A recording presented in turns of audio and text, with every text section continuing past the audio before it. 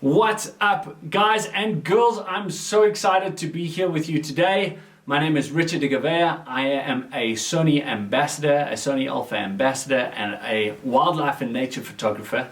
And I'm going to be sharing a little bit of love about the stars, about astrophotography, how to do it, what settings, how to edit. It's going to be a deep briefing on how all of this works. So I really hope that you enjoy this, and let's get going. So obviously our fascination with the stars began thousands of years ago. If you look back to the ancient Greeks, to the Romans, to the Bushmen, to the Inuits, to all different people, Aborigines, they all held a lot of power in the stars. And we used to sit up at night and look at them. We didn't have lights, we didn't have TV, we had fire and we had stars. And the stars became our movie, and we created these incredible stories around them. And within these stories, a lot of folklore, a lot of change, a lot of life has developed. And now as we've got into a digital age, even with the film age, one of the biggest things was trying to capture those stars and capture the Milky Way like we would. So, like I said, we love to sit under the stars and just be part of it. Now, when we're taking photographs of the stars, you have to conceptualize everything. We have a thing called the Milky Way, which is a thick band of stars which runs over across the sky. Sometimes it's not even visible because it's below the horizon. But effectively, what we need to understand is what a galaxy looks like. So this is a galaxy. Galaxies basically look like a flying saucer, like an alien flying saucer, or two saucers put on top of one another. So it's thick in the middle and it stretches out. Now our galaxy, the Milky Way, which is the name of our galaxy, is 100,000 light years wide and 5,000 light years high. Now a light year is the distance that light can travel in 1 year, which is at 286,000 miles per second. So it's a pretty long way away. So our nearest star is about 4.2 light years away after the sun, because obviously the sun's a little closer than that, but after the sun our closest star is 4.2 light years away. And when we're sitting there and we're thinking about this, we need to understand that we are looking across the Milky Way. So when we see that band of stars going across the sky, what that is the thickest part of the Milky Way. So we're actually looking through the longest section of the Milky Way. And on either side of it is looking up out of the Milky Way. So if you look at the slide I've just put up there, you can see in winter our view into the galaxy is in winter. We face in there. So our thickest, most beautiful stars are in winter. In summer, we look out of the Milky Way, and you can see the position, our position right there, and we look out of the Milky Way. So when you're considering it, you have to consider when and where you're going to be shooting. Wintertime is the best for other reasons, not just the stars, but the stars are the greatest in Southern Africa or South Africa, not in Cape Town, because you guys have a lot of wet weather down there during winter, but in Joburg and in the bush and in different places, it's very dry. So it's great because there's no clouds, it's cold, and you have the most stars to look at.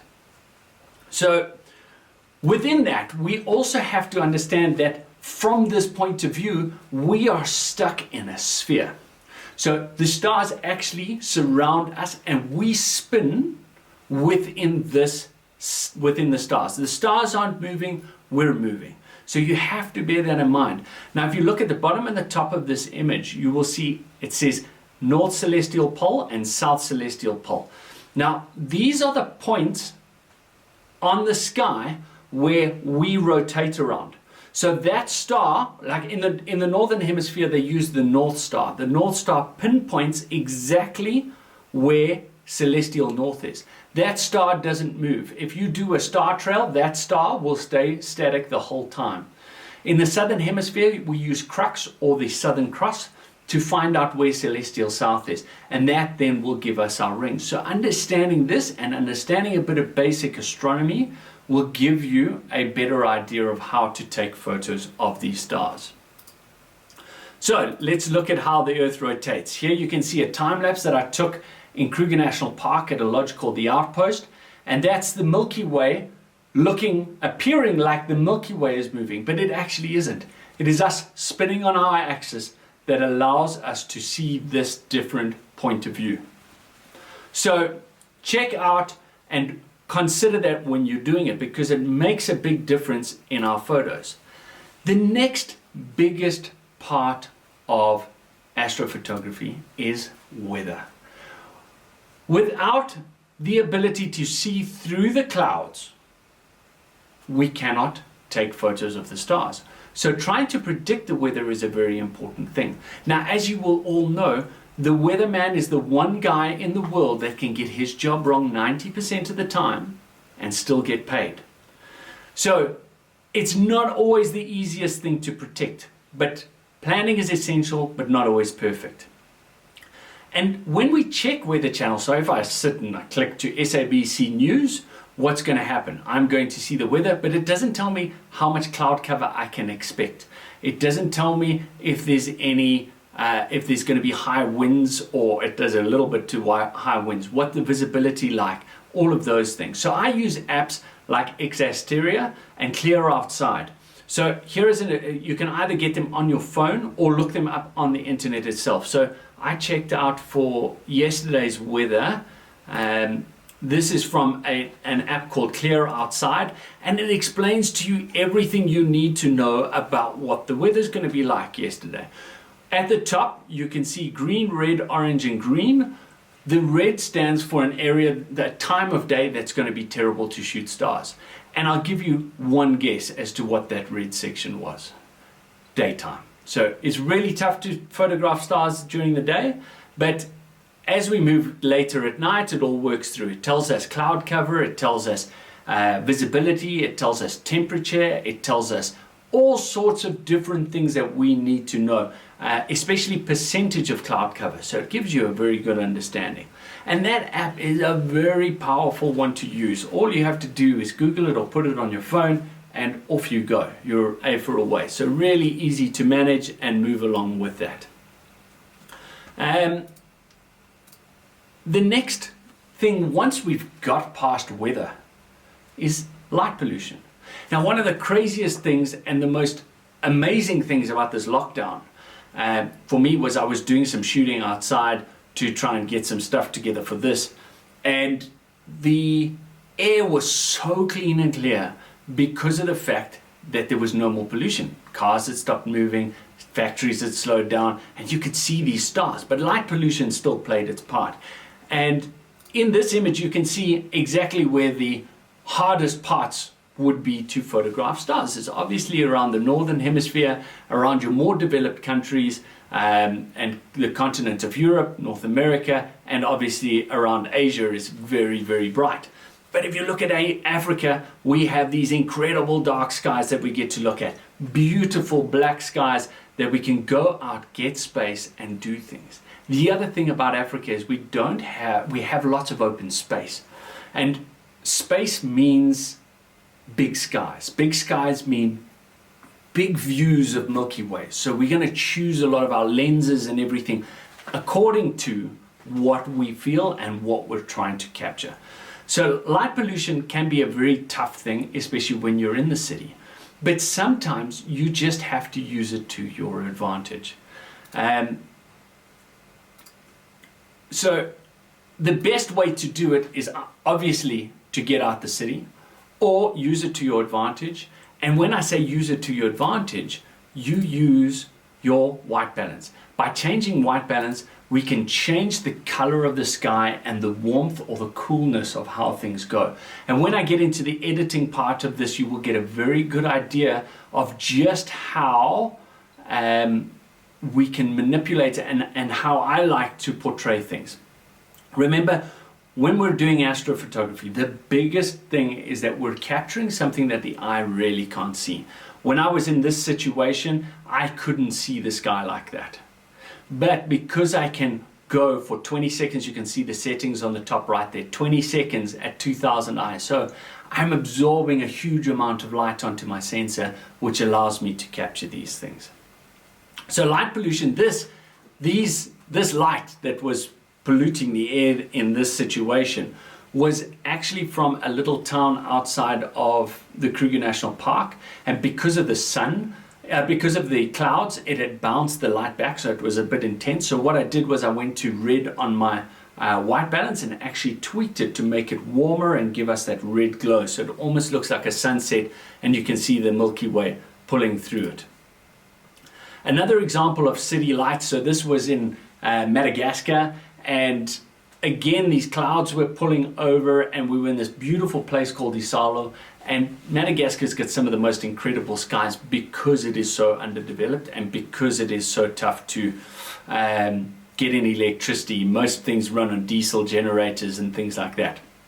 And that light again looks like a sunset, but it's actually a town in the distance, and the lights of the town are bouncing off of the clouds and creating that reflection and coming over. So you can really utilize light to your advantage. Just because there's light pollution doesn't mean you should stop.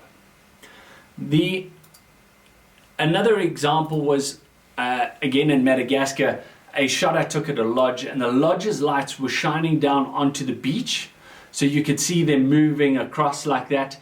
And because of the lights coming down onto the beach, we had to properly expose it. So I had 25 seconds, and what you're doing is balancing the foreground and the background. So effectively I used the lodge's lights to paint with light, and I just had to work out what the light differences were in some stages, in some cases, and I'll explain some in a bit. But we could, if that light was too bright, we could do two separate exposures, one for the sky to get the Milky Way, and a second one for the foreground, and then in post-production in Photoshop then combine those two images so that we can get a beautiful image out of it and a well lit image.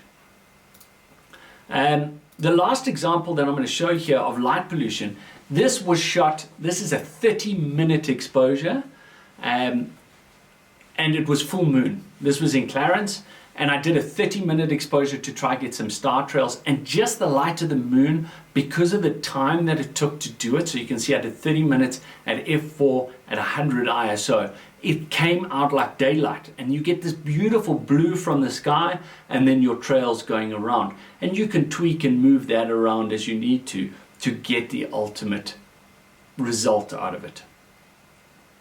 So effectively what we're doing with any type of photography is painting with light. So your camera at night is an incredible beast, because of the fact that it can register photons coming in. The sensor is literally picking up photons flying in and hitting your screen, which is absolutely phenomenal. And that sensor is then accumulating those pixels of light, those little photons of light, and making an image out of them. So the modern sensors are amazing, and we can push them really well. Now, the hardest part of astrophotography, hands down, is focus. Without focus, we don't have a photo. It is true for all types of photography. Focus is a key thing, because what it does is it draws an eye to a point. And if everything is soft and blurry, you lose the viewer. Now, when we're trying to get focused, as you can see on the left of that, you can see out of focus. The star looks a little bigger, and then as we move into focus, you will actually see that there's a little spot. It gets smaller. So I'm going to show you a video shortly. The other way of doing it is sometimes we have a subject, so a beautiful tree or a building or a waterway or rocks or something in the foreground that we want in focus. There's no point in having the stars in focus and your foreground out of focus, because again, you lose your image. Your stars are further away, your eye will be drawn to the nearest point. So let's have a look at the video.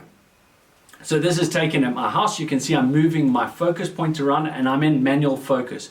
So now by tweaking and turning my focus ring, I have manual focus assist, which gives me a zoom, a 6x zoom, so you can see that I'm zoomed in, and now I will use the focus ring to turn and go. You will see the star get bigger and then smaller, and what I will do is literally rocket until it gets to its smallest point. This is our best way of getting focus. The other way of getting focus is to use a flashlight. So here I have a big torch on the tree. I'm going to zoom in on that. I've stuck it to direct manual focus, which allows me to do that, or put it in autofocus and just hit the focus button. And because there's enough contrast and enough light now, your camera can focus. So here you can see I'm on direct manual focus, again using the focus then to move things around. So use and take the time to get your focus. If your lens has one of the metering points at the top that actually tells you distances, once you have found infinity on your camera, and a good way to do it is during the day, pick the horizon, focus on that, and you're closest damn it to your infinity point. Mark it because it won't change. With our modern DSLR cameras and with our mirrorless cameras, all of the focus is done electronically, so there is no metering on the top here for us to understand. So what we're going to use then is our screen, like I'm showing you in the video. It is the most powerful and easy way to do, and you turn that on by putting on your manual focus assist, or using DMF, direct manual focus, is another good way of doing that. So let's hop on there. So as we were saying earlier, we're talking about how the planet moves and the Earth spins and things change and life changes. So as we're spinning, obviously the sky's staying static, but we're moving. Now, when we're doing wildlife photography, we're trying to keep really high shutter speeds to stop any motion blur. If you leave your camera open or your shutter open too long, you will get a blur from the lines of the Earth moving and the star staying in the same position, and you will get this line streaking across. So the longer your exposure, the more chance you have of developing these little commas that come off. It looks like a comet rather than like a spot that a star is. But remember, the wider your lens, the less it's going to impact your image. Because you've got such a big sky, you have to zoom right in, and no one in the world looks at a photo here. That just doesn't happen in the world. So we look at things from a distance, all of it will come to light. So we'll have a look a little bit at that. The next thing that we have to remember is that our ISO and our noise are interrelated. Now, noise is one of those very scary things that a lot of people have made into a big scary thing. Fortunately, our modern day sensors again are amazing. The sensors on these Sony cameras is ridiculous. They are epic. We can push these things far further than what they were, and people are still stuck in the idea of film when they're doing it. So what I would shoot between is between 1600 and 3200 ISO. And if I have a prime lens, so a 1.8, f1.8, f1.4, I would probably take it down to 800 or 1600 ISO. That noise aspect that you get from it is a big part of it. But ISO, the thing that impacts my photography the most when it comes to ISO is dynamic range. Dynamic range is our camera's ability to read light from the lightest point through to the darkest point and store information in them. The higher your ISO, the smaller that dynamic range becomes. The more we open that, or the lower our ISO goes, the better our dynamic range. That's why with landscape photography, you're trying to keep your ISO as low as possible, because that's going to allow you to pull information out of the highlights, pull information out of the shadows, balance out the image so that it can look like you saw it. Because our best cameras in the world are our eyes, and they have this ability to to measure out and meter out the light much better than what our camera can. So we have to find the happy place between our shutter speed not being too long so we get little lines and commas forming, and 2, not too high an ISO that we get too much noise or less dynamic range out of the image, so that when we're doing post-production we still have something to work with. Right, so what is noise? Noise is an interesting, very interesting thing. So effectively, noise is our sensor. If you can imagine those buckets, the buckets on the left are in a dark situation. So when it is dark, like we were saying, we're measuring photons. We're getting individual photons hitting a sensor and being recorded. So it isn't happening evenly across the whole thing. So if you take those buckets, some parts of the sensor might receive more light than others, and what it's trying to do is balance it out. And when it balances it out, we create noise. However, if it is a rainstorm, say on a sunny day, you can shoot at 1000, 2000 ISO and not see any noise, because you have so much water in the buckets that when you average them out, the change is very little. So that's one of the fallacies that comes in with noise, and a very important thing to remember. There are a few different types of noise. Firstly, we have shot noise, which is what I've just explained to you now, where our ISO is quite high, and that's how that works. Then we have thermal noise. Now, thermal noise is created by heat. The heat of the sensor operating. So if we're having very long exposures, that heat created within the camera will create hot pixels, or these thermal noise spots. And if it's 45 degrees centigrade outside, you're also going to get these hot pixels. So that's why it is such a benefit to us that the best part of the Milky Way is actually found in winter. We can see the most of it. There's less moisture to worry about, less clouds, all of the rest, and we don't have thermal noise to worry about. But the one thing we do have to worry about in winter, like it is in Joburg at the moment, it is icy. It's very cold to be outside, and you have to then again balance that out, because now you'll get condensation happening on the camera, but we'll talk about that a little later. We have hot pixels. Now, hot pixels are pixels on the sensor that don't work well. So the longer they're there, the greater the noise from that spot. And what happens within that spot is a lens or a sensor has a quality grading, and it's never going to be 100%. So let's call it 95% of the little pixels need to work, or the sensors on that sensor need to work. And if that pixel is not working, it's okay, it's deemed to go through. So what we're using is long exposure noise reduction. And what long exposure noise reduction does is you take one photo of 30 seconds. The camera will stop and say it's doing noise reduction, and it will take a second photo with the shutter closed. So it can see exactly where those hot pixels are, and then it uses algorithms to remove that noise. So it's an incredibly powerful tool to use, especially when you're doing longer shots. But it means you've got to wait. If you're taking a photo of 30 seconds, you have to wait 30 seconds. If you're doing a star trail of 4 hours, you better have enough battery at the end to be able to do 4 hours worth of noise reduction. Then we have high ISO noise reduction. Now this is a cool thing for photographers who are not into post-production.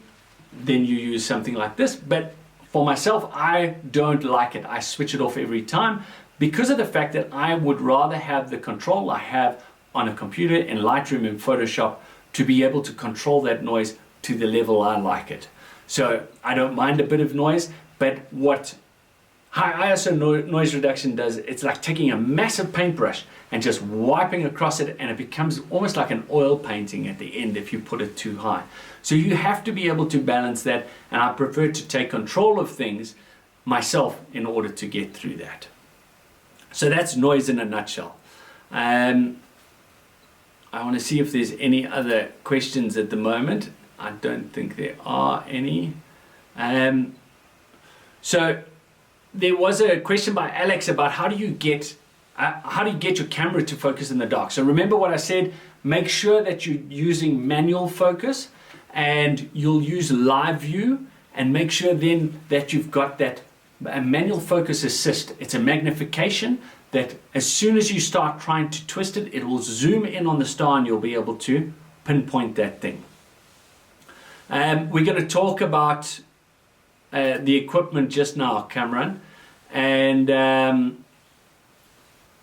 yeah, so, and we'll talk more about other equipment shortly. Sorry. Yeah, let's jump into light painting. So we're painting with light, like I said, and now because you have so little light, you have the power of using external light sources to be able to light things up and change things. And what this gives you is the power to enhance a subject that's in front. Remember, we're still doing a form of photography. You still need a subject.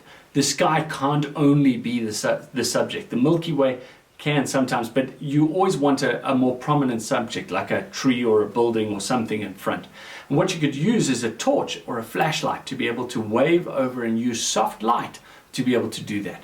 And while you're doing it, you're actually going to test. You're going to take a shot, you're going to count 1, 2, 3, 4. Then let it go, see the result of the image, and see if you're happy with the illumination of what is going on. Also, if you have multiple light sources or multiple angles, sometimes what you'll see me do is have a remote trigger, push the remote trigger, then run to one side, start shining the light from one side and painting, then run past the camera to the other side and then paint from the other side. And what this does is it gives you an epic angle to view in terms of your light. So here's a great example of that. This beautiful marula tree in the Sabi Sands, and there were two of us taking the photo. So one stood on the left of the camera, one stood on the right, and we painted. And what it does is it gives you depth through the photo, through the subject. And this is a very important aspect of the whole thing, because if you stand behind the camera and you paint, the shadows and everything fall straight behind the camera, so you get no sense of depth through that. So you have to bear that in mind. So going off to angles makes a very cool image. Here's another example of a rocky outcrop in Isalu, and again, this was a flashlight that I did from different angles to be able to get into the nooks and crannies, to create the shadows that we needed, to give those rocks, the sandstone rocks, the feel that they have, that really make those rocks what it is. And then I positioned myself so that that Milky Way would come out of that crevice, so it almost looks like it's erupting out of that crevice. So you're always trying to make this beautiful image going along. Okay, so into our question about what do we need. The number one most important thing in this whole deal is a tripod. That thing in the back there. Unfortunately, I'm using every single one of mine. I have 4 of them. They've all got various paraphernalia put all over them. But a tripod is very important. And I have so many tripods because I have different functions for them. This one behind me over here is a very lightweight Manfrotto tripod. It weighs just about 1 kilogram, and it's very important for my travels because I go on a lot of small planes and I'm restricted to what I can use and what I can carry with me, and I'd rather have more gear in terms of lenses and cameras than other things. So I always go for a lighter one. But the thing is it's not as sturdy as the bigger ones. And then I have bigger ones for more heavy duty stuff. So when I have the weight allowance, I'll use that. The next thing is a cable release. So you can either get one that plugs in, or I use this Harnell capture. And what this does is I can either plug it straight into the camera, or plug this onto the camera and it talks to this. So then I'm wirelessly communicating with the camera, which is a great way to go too. And That'll allow me to lock my shutter open, to release the shutter without me pushing a button, because me pushing the button means me moving the camera. Doesn't matter how light and you think you've got the hands of a surgeon, you're still going to have issues with that whole idea when you start pushing on things. And especially if you're trying to do star trails, you have to have a cable release to be able to lock open your shutter for extended periods of time, because you can't sit there with your finger on the button for a week. It's not cool. Your arm will fall off before you get to your photo, I promise. And your camera would have done this the whole time. The other thing is a flashlight, a torch. A good torch is a powerful tool. When you're in the bush, so I've had many occasions where a flashlight was very necessary to make sure I wasn't going to have a lion or a leopard nibble on my buttocks while I'm out there in the middle of the dark. Well, one time really springs to mind where we'd actually set up for this long exposure. We were going to do the star trail. We were going to do a half-an-hour star trail. We'd set everything up. I brought Amarula coffee for the guys. It was an awesome setup. We were all sitting there. Cameras were open. Everyone's like, okay, are we all done? Don't switch on anything because you're going to mess the photo up. And we can't start the half an hour again because then we're sort of ticking time along. And then next thing, all we started hearing was as this lion started roaring. No one switched on a flashlight. Nobody switched on a torch. No one picked up the spotlight. Everyone just sort of shuffled a little closer to one another. And I'm like, no, that's far away. It's okay, it's okay, it's okay. And 5 minutes later, the roar came back again, but louder. And you could hear now he was coming towards us. So everyone sort of now, as a herd, started migrating back towards the vehicle. Well, by the third roar, we were all inside the vehicle, praying that the lion wasn't going to come eat our cameras. But no one would switch on a flashlight to be able to see it. So you can see the dedication, the level of dedication you need for astrophotography.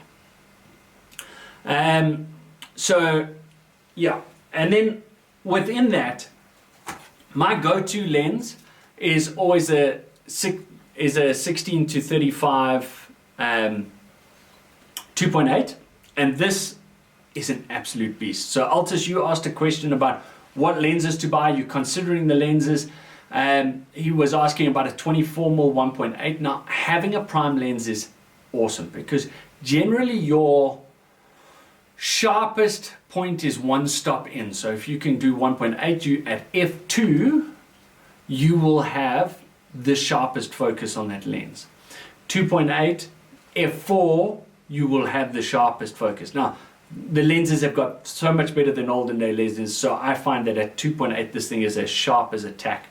And 16 to 35 then gives me the variability to go from ultra wide to a little bit narrow, which gives me more ability to create images, whereas with a 24mm, you're stuck. So I think for the flexibility of lenses, I like a variable lens.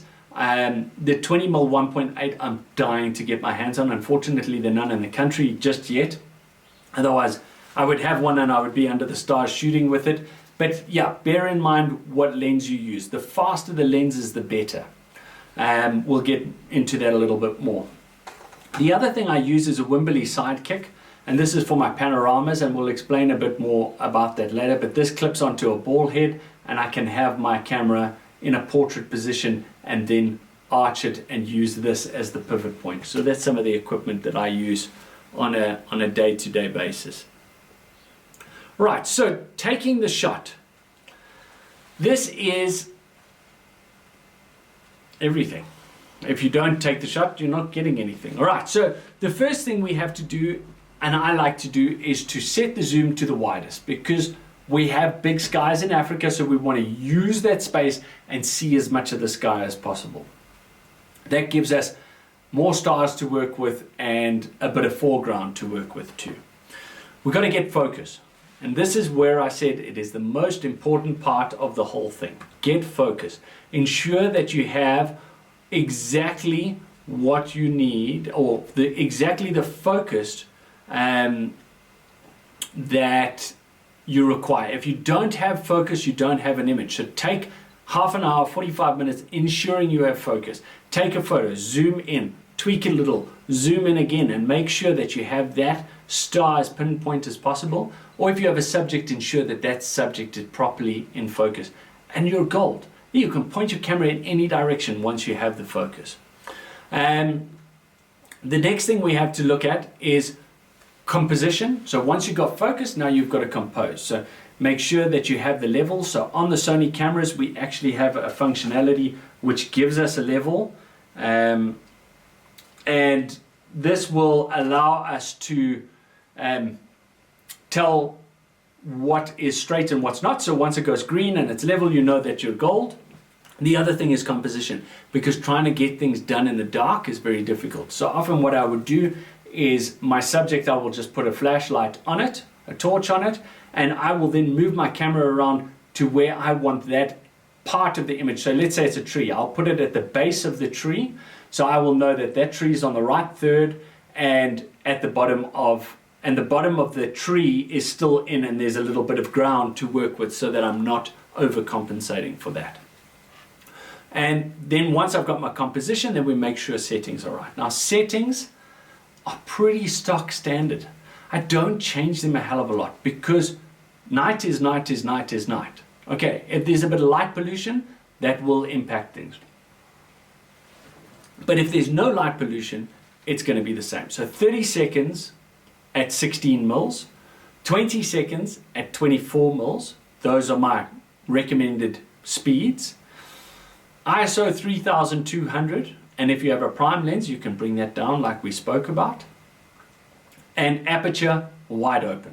So 2.8, 1.8, whatever you have.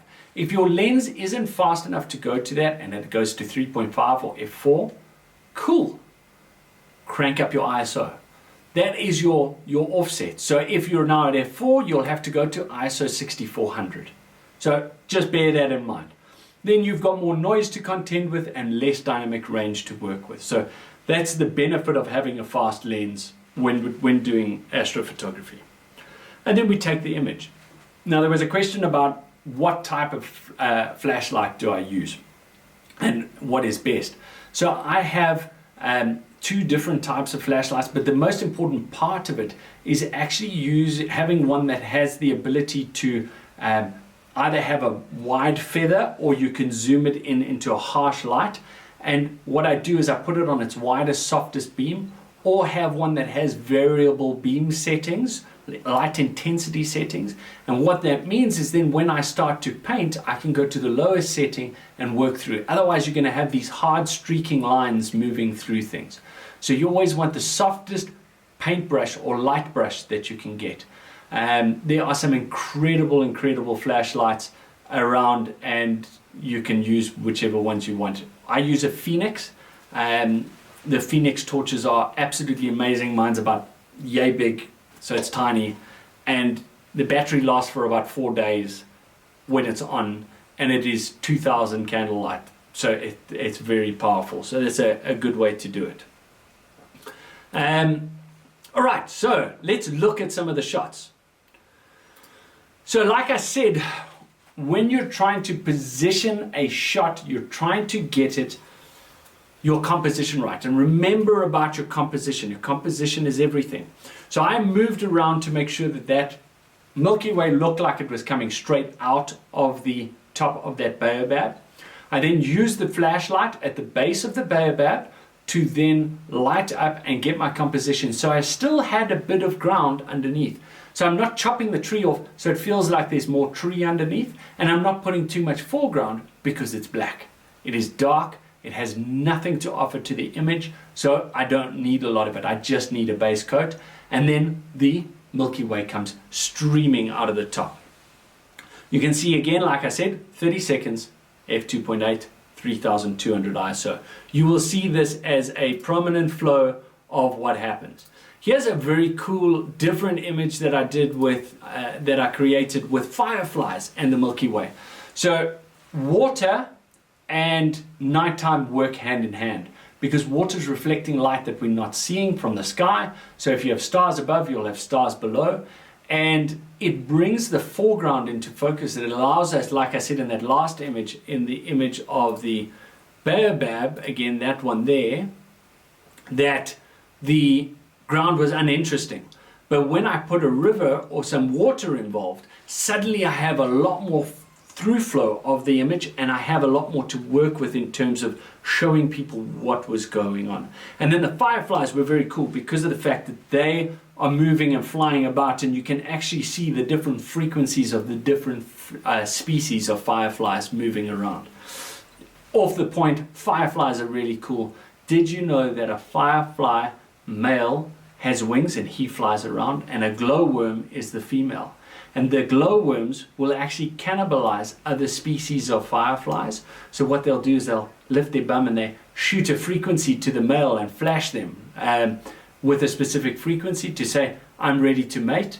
But the ones that eat other fireflies have learned to mimic the other ones. So when the male comes down, he eats them. So just a fun fact while we're rolling through all of these things. Again, this was taken in the Drakensberg. Really, really awesome Milky Way. Remember, the higher you get in altitude, the better your stars are going to be. You're shooting through less atmosphere. So the higher you are, the less atmosphere you have to shoot through, the clearer the night skies will be. And what I did here was I tried to create a zigzag that comes across. So coming up, you can see the trees going along, and then so you've got leading lines following you through the image. So composition is a very important part. Again, 30 seconds, f2.8, 3200 ISO. This is a different image. So this was, again, another one in Madagascar, in a place called Anjajavi, a really beautiful place right on the Mozambique Channel.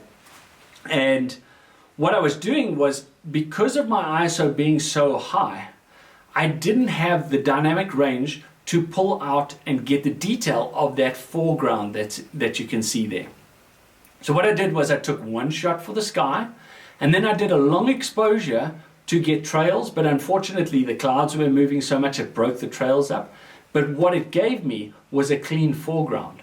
And what I used then was this clean foreground that was shot at ISO 200 to then fill in and create a 2-image composite. So the bottom one was from a 30-minute exposure at f5.6 200 ISO, and the top one was 30 seconds f2.8 3200 ISO. And cool. So let's go into a bit of basic star editing. This is a beautiful baobab in Mashatu Game Reserve, and we had a small moon that was about to set, and it was setting on the right hand side of your image, and you can see how that light has streamed in and picked things up. So when I edit this, it becomes a very different story. So let's jump into this edit here. Sorry, there we go. All right, so you can see when I took the image, the background was very red. There's a light source in the background called Venetia Mines, and what I'm going to do is I'm going to cool it down using the temperature control white balance to cool it down. It's also a bit purple, so I'm going to move it to the green a little and pump up the highlights, the exposure, and then bring up the highlights just a touch to bring that sky out a little bit more. The next thing I'm going to do is pull up the shadows so that I bring up that foreground, and again, this is where that idea of dynamic range comes in. And then by dropping the blacks, I'm adding contrast. You'll notice I jump straight past contrast, and I'll add texture and clarity to bring it out even more. The next most important thing is to try and work on the sky itself, because we want to make that pop. So I hit the adjustment brush. I make sure that it's at a flow of 100, and we have auto choose, and then I can see my selected area by clicking at the bottom, and then I select. So everywhere in red is where I'm going to work on, but I can be a bit haphazard here, because I'm going to use a thing at the bottom called the range mask, and by clicking on range mask and color, I can click on the eyedropper and then click to a color, and it will choose the color. Now I can choose the amount of how I would like to move this, either less or widen the range of that. So I've got the perfect range there. Now I'm going to work on the image. So I'm going to set off the selected preview so that I can see what's happening to the sky in the background. And the first thing I'm going to go to is texture to add a bit of light. I'm going to add clarity, and I'm going to add dehaze. Dehaze is one of the coolest tools to use for star photography. And I'll drop the blacks a bit to make the sky a little darker so that Milky Way really pops. So there you can see the before and after of these two images and how different they are. You can see the clarity and how that masking has worked between the branches. So I haven't worked on the tree, and you can see how much more prominent the night sky is with that. So yeah, I mean, I can answer some questions on that.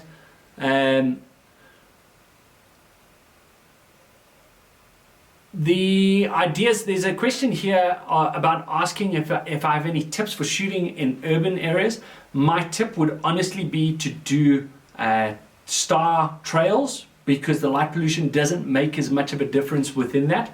So that really works well to work with them. We're going to go into star trails shortly. And William asks if I've ever done any shots with the RX10. I have. They come out really well. Obviously, that between that and a mirrorless is going to be a bit different. The sensor sizes are different. The sensor size is smaller on the RX10, and the bigger your sensor, the more light it can read, the better it can handle those things. But it definitely does a good job. And yeah, all right. So let's hop in, and then we're going into the next image here, which was shot just after sunset. So it actually was still a bit lighter. It was sort of that dusky period. And again, I've used water to amplify that reflection that's going along. And by shooting for 30 seconds, what seemed like a dead dark night brought out all of these colors, the light of the sun setting in the background. You can see the reflection of the stars in the water. There really is some power. So water is a great idea, and it doesn't just have to be pitch black when you're shooting. The same thing I think goes when we're talking about urban areas, is you can use that and utilize maybe composites or balancing of light. Even within your own home, if you want to fiddle around, you can take an exposure and then use a remote trigger, push the remote trigger, switch your inside lights on, and then switch them all off and try and get your balance of lights going. Just a bit of fun to play around with and try and get the most out of your images. So now we're going to go into panoramas. Now, when I first saw a panorama of the stars, I was blown away. The idea of having a panorama that I could get one side of the Milky Way to the other just tweaked my imagination. I was in it to win it. And the one thing that I found when I started with it was it is difficult because of the time and the movement of the stars. So you have to move quickly, you have to be methodical about what you're doing, and you actually have to shorten the shutter speeds a bit to be able to do that, and then be patient with stitching. And I'm going to show you an edit, so I'll show you exactly how we got to that point. This here again was that baobab that we were looking at earlier.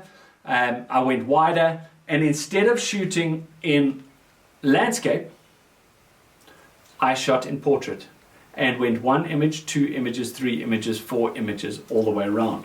And what I do is I attach my camera, and I should have done this, but to my Wimberley sidekick, so it sits like this, and then on my ball head I have a rotating ring that I can loosen and tighten. So I can move it methodically to be able to get the images all the way across.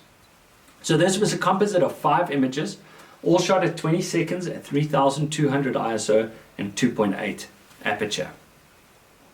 And it creates this really cool image because you get to see the whole Milky Way, and composition and everything comes into it. So you can see how beautiful that comes out.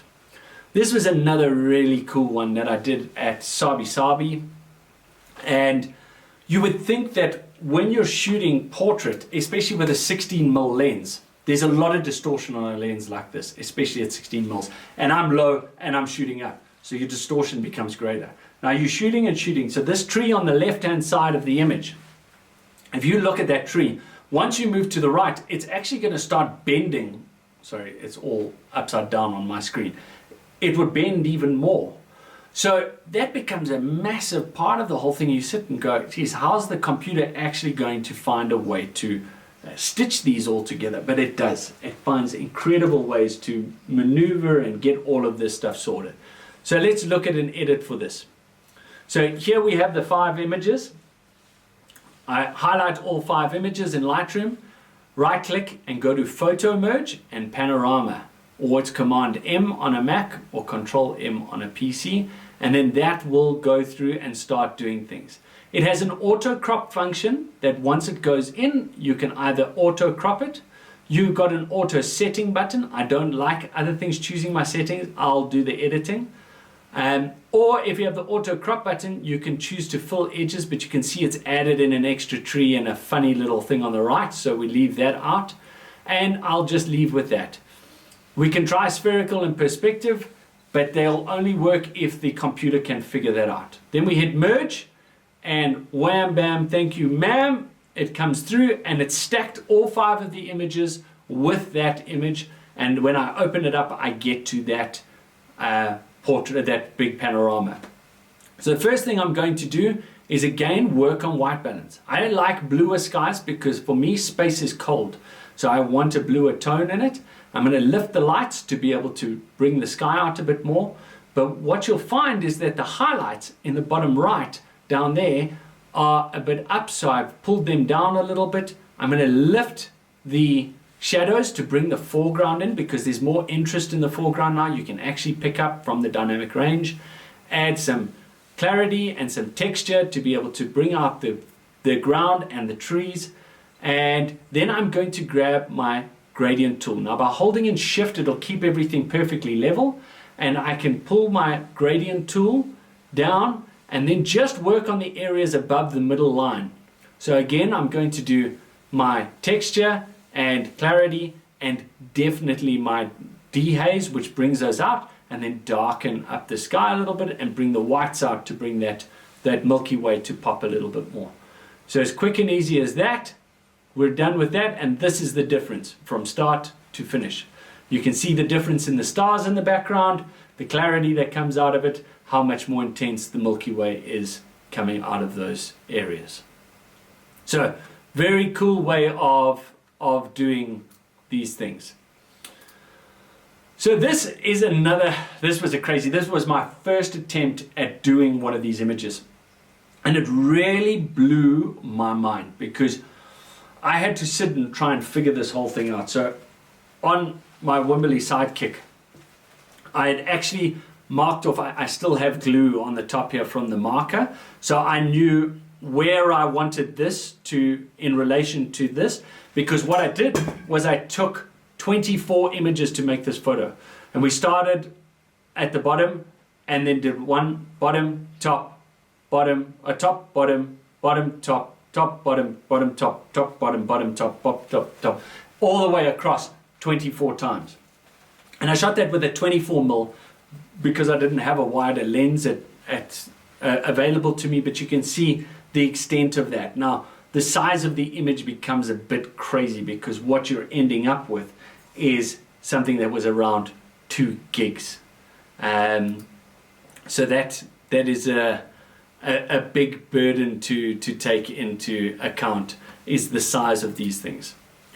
Right, so moving on to star trails. If anyone has any questions on panoramas, just pop them in. I'll have a look at them and answer them as we're going along.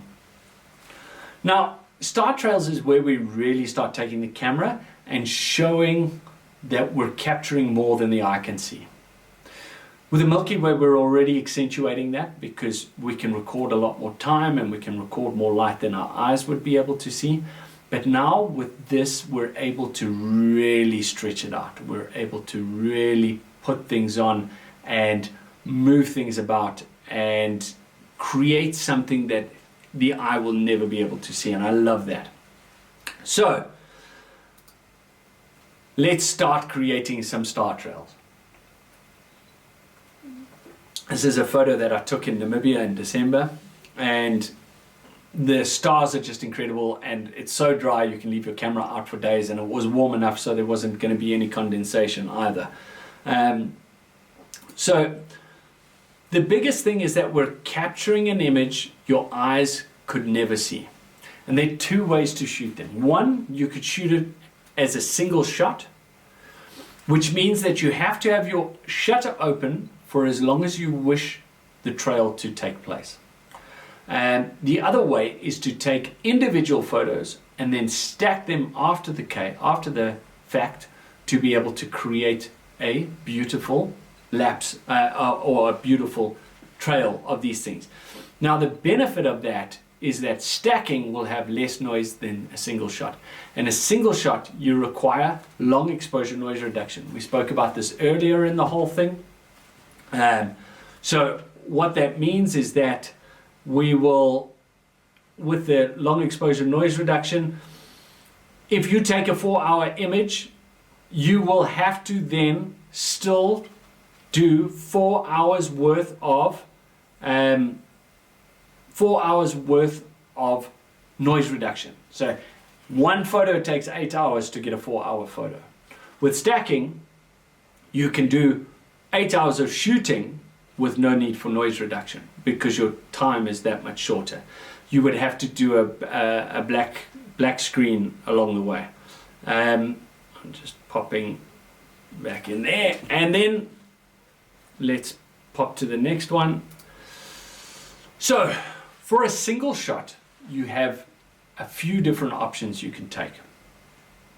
You have short options where you have a 15-minute or a 30-minute shoot, and 30 minutes is about the minimum I would do to be able to create a trail long enough to be able to see it. So this image here was a 30-minute exposure. So you can see as you get wider, those trails become longer. So that will make a big difference. 15 minutes, if you're doing 15 minutes, you're probably facing east or west and not looking at celestial south. That way you're getting the maximum amount of movement, and what you can create are these beautiful images with the trails actually looping away from one another. So then medium would be 1 hour to 2 hours. And you can see here that all of these are shot at a very low ISO. This is a great rule of thumb. These numbers are pretty solid, but it depends on how much noise, how much light pollution you have. If you're shooting in an urban environment, you might have to stop up hugely. So I shot one recently in my garden while we were on lockdown, and I was at f22 at 100 ISO, and I could do a maximum of 20 minutes because there just wasn't enough. There was just too much light to be able to go much longer. So the way you combat that is you do single shots, because then you can go for days because your exposure is the same each time. A really nice number is about 4 hours. 4 hours is a solid amount of time because of the fact that you're sitting with, you're actually starting to complete the circle. So you get these incredibly strong lines. But like I say, you have to take into account your long exposure noise reduction, and you have to use it. Unfortunately, it is a must. The cool thing with our Sony cameras is I can go into my little side here, plug in my charger straight in here, or if I have a power bank, I can charge a power bank, put a power bank in here, and I have an extra battery for my camera, which will keep it going long enough for that noise reduction to take place. So a very nice way of thinking about it and using those things.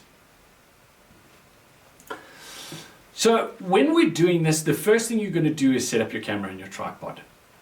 You're going to try and figure out one, like I said, in Namibia it wasn't a problem because it's so dry, but in the Drakensberg I've had lots of issues that once you're at about 30 minutes you start getting condensation on the front. The glass is cooler than the outside, so it starts fogging up.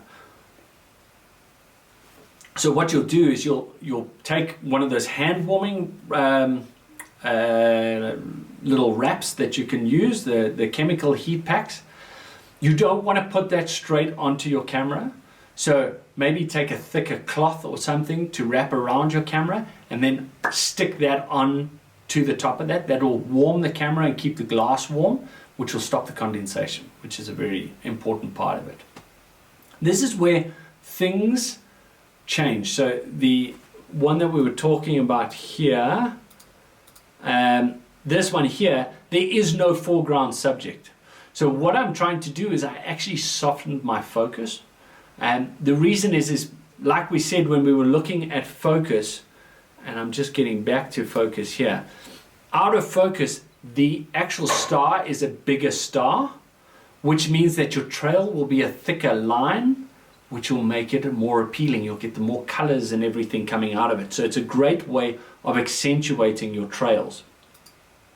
Something like this shot here, I have a foreground subject. We've got the tree. So I would have focused on the tree and lit up the tree, and then automatically the stars in the background would have been softened because my foreground is in check.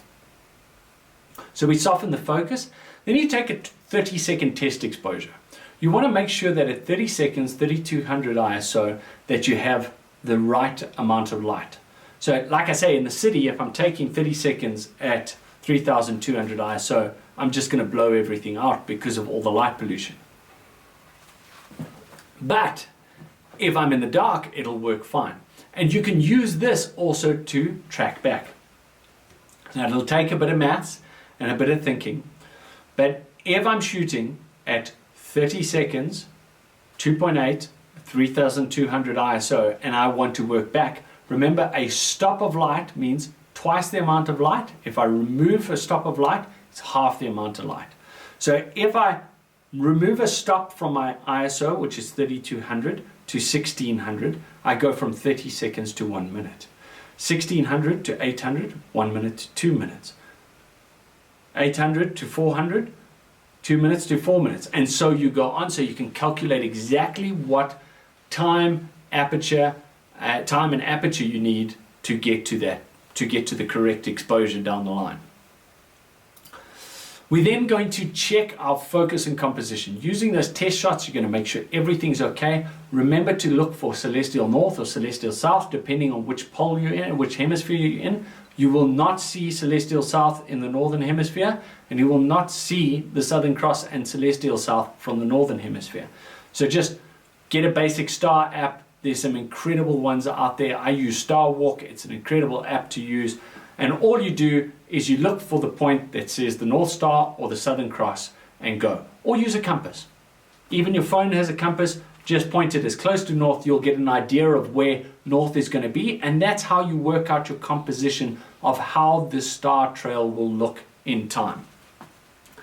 Then we're going to work out our aperture and ISO. Or we're going to use one of these figures to make sure that we have the right sort of settings. And then we are going to set up the camera to bulb mode. And in that case, you have to have a shutter release. The reason is because one, you don't want to touch the camera and push it and move it out of place because it's going to mess up a photo. And when you've taken 3 hours worth of a photo and you mess it up with one push, you are going to be unhappy. There's not another 3-hour photo left at night by that time, or you're exhausted. So I really recommend a good remote trigger or remote release, and you'll lock open the bulb and then you'll come back after your desired time. Now, we were talking earlier about a tripod in the back there and how important it is. Star photography should not be tackled without a tripod. If you do not have a tripod, you are going to get lost. So what I would recommend is spending some money on getting your tripod sorted out. And what happened to me once we went to Namibia, we were on a camping trip, the moon was up, we thought, star trails, but we have to get up at 3 o'clock in the morning because the moon will be setting and that's the only time we're going to get a chance. So got up at 3 o'clock, set everything up, put it on the tripod, went back, climbed back in my tent, went to sleep, and because I had a cheap tripod, my camera just slowly but surely just went, So it started off fine, and then my trails got way longer than what I expected, and I got more of my car in the photo than I wished. So a good tripod is always a good thing to have. And then you come back when your time is up.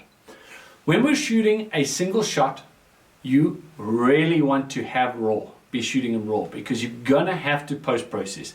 You're working off an exposure that you're thumb sucking, so there is a point where you're going to have to push and pull things a little bit more than what you would normally have to.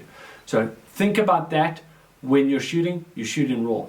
You can choose your white balance. I would choose daylight, but you can change it according to what you would like it to look like. So you can make it more blue or more purple or more green or whatever your artistic heart's intent might be, and just take it on from there. And most importantly, leave your long exposure noise reduction on. Without your long exposure noise reduction on, you will be stuck with a point where you will get too much noise. But make sure that you have enough battery life to get through that long exposure. If you take a 3-hour photo, be a 3-hour noise reduction. 1-hour photo, 1-hour noise reduction. It's very frustrating because you sit and you stop it at 3 hours, and then you've got to wait for 3 hours for the resultant image, but so it goes. So this is an example again of a 30-minute exposure. You can see the Milky Way running down the middle of the picture there.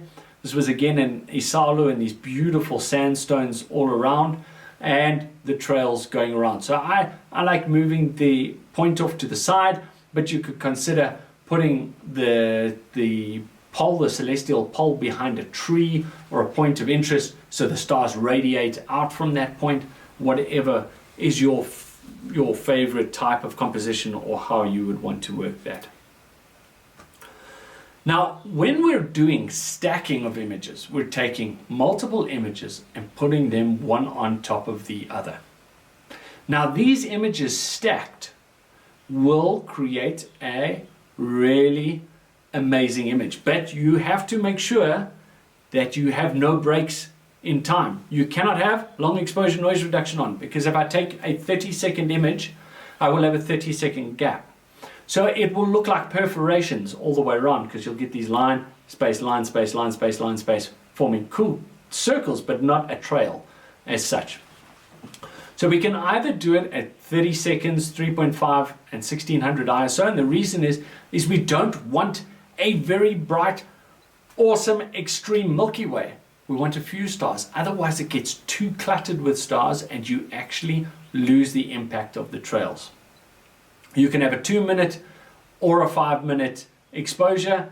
These are harder to work because you'd have to use an intervalometer. You'll have to tell it how long the time is. I like the 30-second option because I can set 30 seconds on my camera. I'll stick my camera into continuous shoot and I will lock the shutter closed. So what it'll do is they'll take a photo, and once it's finished, it'll take the next one. Straight after the one after the next, one after the next, one after the next. And this gives me perfect time to be able to get it. There's no time gap in between. I don't have to think about setting anything up. All I do, get everything right the way we did before, and then move forward with that. So you can shoot in RAW JPEG. Just consider, if you're going to shoot in RAW and you're taking 800 photos, can your card take 800 photos on it? RAW. If you're shooting with something like an A7R4, you're going to need some serious card space to do 600 photos. Choose a white balance. Do not leave it in auto. Do not leave it in auto. You're taking an image each time. If one light changes somewhere, it might change the white balance. It'll change 1 or 2 or 3 of the images and they won't work as nicely together. Leave your drive mode on continuous so you can lock it open and shoot. Long exposure noise reduction needs to be off because of the fact that, like I said, we need to make sure that we don't get perforations, that you don't have gaps between the stars as you're shooting them. And your focus needs to be put to manual. This is the most frustrating thing in the world when you go, everything's right, push the button, walk away, and each time between the photo it's going because now it's trying to autofocus, and in the dark it is not going to find it. So you have gaps, you have out of focus images, so that doesn't work. So stick your camera to manual. It doesn't have to think about focusing. You've focused already. and you move forward with that. So this is a great example of that. So I did a 20-second exposure at f4 and 3200 ISO, and it was a composite of 640 images. So there were quite a few images involved in this whole thing. And in order to create this, we're going to look at the edit. All right, so these are the images. I made a folder with them, so it makes it easier for me to find all of them in Lightroom. And those are all the images. And what I'm going to do is I'm going to select all of them. Command A or Control A selects every image, and then I'm going to go across to develop. And I'm now going to work on my image. Now the image was a little brighter than I expected, and at the bottom I've put auto sync on so that it does any change I make to this image, it makes to the other 639 images. It was still a bit bright, this image, so I dropped the exposure but brought the highlights up so that I could bring that little piece of cloud or the moon rising over or the moon set up. I put up texture and I put up clarity just to bring all of that in. So you can see 634 images updated, and all of that has happened. Now we need to blend them. So you can either use a program called Star Stacks, or you can use Photoshop. So you go edit in, open images as layers, open as layers in Photoshop. And what it will do is it will now take time, and I'm not going to put you through that time. I've sped this up for obvious reasons. And what it'll do is start loading in each of these images. And for the purpose of this, I only did 160 images. So now all of the images are in, they're all there. Now I will highlight them, go to my blend modes, and as simple as that, I will just hit lighten. So I'll go down to lighten, click lighten, and boom, we have a star trail. Now, what I don't like is in the bottom left-hand corner, I'm not going to merge all of these images so that it makes a smaller file, because we don't want 164 bits of image going on. And what we're going to do then, merge those layers, it's going to make one layer, and we're going to save it back to Lightroom. Then I don't like the bottom left of that image. You can see there's a little bit of noise that's developed there.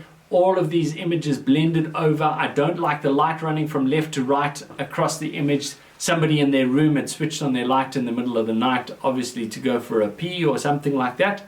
So what we're going to do is I'm going to fix the foreground, and I'll show you a short way. You can obviously get far more technical with this, and I would suggest doing it if you're going to take this much time to do things. So we're going to go across shortly, and then we save the image. All right, so that saves it back to your files, and that will automatically save it back to Lightroom. We don't even have to think about it. Lightroom talks to Photoshop, Photoshop talks to Lightroom. So we're going to find that image. So I put an attribute to it so that we can find that image and get to where we need to be. Now there's 640 images to look through, and I probably should have cut this out. There it is there. All right, voila. So we're going to open that up, and we're going to start editing it. So now what I want to do is I actually want to take a foreground from one of the images that I like. So I chose this image as a good foreground to use, and I said, okay, cool, I'm going to mark that as a 5-star too, so that I can filter them out and make this easy to work with. So that's the foreground I'm going to use for the image. I'm going to choose 5 stars. They're the 2 images, and again I'm going to open them up as layers in Photoshop. So I'll highlight both of them. I'll then go edit in and open as layers in Photoshop. That then pulls them through to Photoshop, and I will then be able to now mask in or out these 2 images. So as they load in here, I'm going to put the star, the one with the trails at the top, so that it's my prominent image, and then I'm going to highlight using my wizard mask tool to choose the areas, and it's going to follow the shape of the mountains. Then you can see I've got a very rough edit, but you can go more finer into that. I'm going to add an adjustment mask to that, which will then flip it so it's got the wrong way around. Oh, I made a mistake there. Let's put it back again. And I'm going to invert. Command I will invert, and voila, I have my foreground perfect like I wanted, and my background and the stars exactly how I wanted. And that's how we will get to it. Command save, and it'll take it straight. Command S or file save, and it'll take you straight back to those bits and pieces. So let's see what other questions might be out there. With panos, do you start from the center of your composition and work your way to each side, or do you start from one end and proceed left or right? Would distortion be dealt with better with the first option? So Shane, the biggest thing for me is I always like to start at one point and go across, because it allows me to know how much I need to overlap. You want about 50% overlap to make it easier for the camera or for the software to be able to pick up and merge them afterwards. And what amazed me was how amazingly Lightroom was able to adjust that very skewed tree to understand that that should be straight up and move it all around. So starting in the middle and moving one way, you're doubling over yourself. It's easier to start one side and move across. It also means your stars are moving less, because you're moving this way, then you're moving back over them, so it's very tough to get to that point. So I hope that helps that question. Basic equipment required for astrophotography. Your most basic equipment is a camera that can shoot fast enough, so at a low enough aperture, f2.8, f3.5, a tripod, and something with a bit of decent ISO. Beyond that, you can shoot astro. Bridge camera, compacts struggle a little bit because of the size of the sensor, but the bridges are fine. Your mirrorless are fine, and you just need a good tripod and some time to play with it. And don't take yourself too seriously. That's a big part of it. There's another question by Ursa about any tips for starting as a nature guide or a nature photographer. Time and practice is really all it is, and understanding animal behavior and the night sky and how life works out there will make you a better photographer or overall.